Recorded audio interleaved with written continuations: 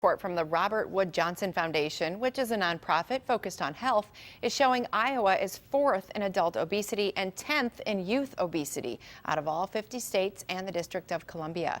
KIMT News 3's Alex Juergens visited Charles City Middle School today to find out what's being done to curb the issue. Alex? Amy, childhood obesity is a very serious concern, especially considering that the CDC says it can lead to a number of other health issues like sleep apnea, asthma, type 2 diabetes, and joint problems. Now, here at the Mason City YMCA, kids and adults can come here to get in some exercise and burn off some of those calories. And, I spoke with a physical education teacher to see what Charles City schools are doing to help students stay in shape and create lifelong healthy habits. Carrie Jones is a parent of a 12-year-old daughter and 10-year-old son. One thing on her mind is if her kids are getting enough physical activity in the day. My two children that are here are not real sports oriented, but knowing it's true physical education for the children and for the kids. She says Iowa's high rank in terms of obesity is quite surprising.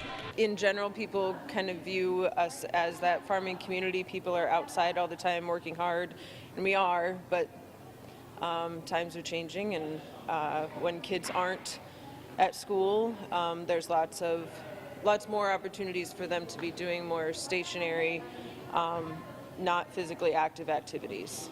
According to the Robert Wood Johnson Foundation, the rate of obesity in Iowa's youth aged 10 to 17 is 17.7%, ranking it 10th in the nation.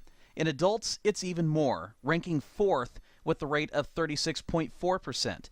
In Minnesota, the report found it's a little different. The obesity rate among youth 10 to 17 is 48th in the nation at 10.4%. In adults, Minnesota ranked 35th at 28.4%. Rusty Rogotsky is a physical education teacher at Charles City Middle School. In his classes, students wear watches that detect movement and heart rates in real time.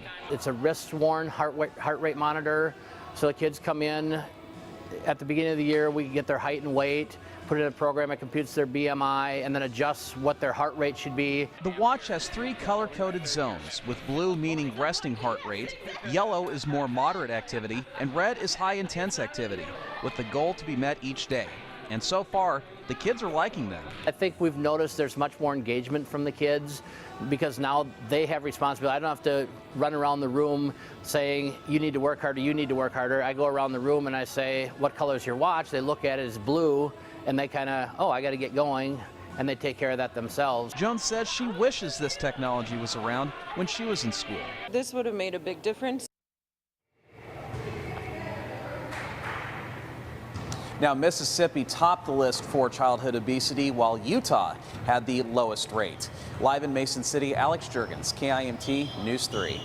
Thank you, Alex. Coming up tonight on KIMT News 3 at 6, we'll take a closer look at what could be contributing to the high obesity rate in Iowa.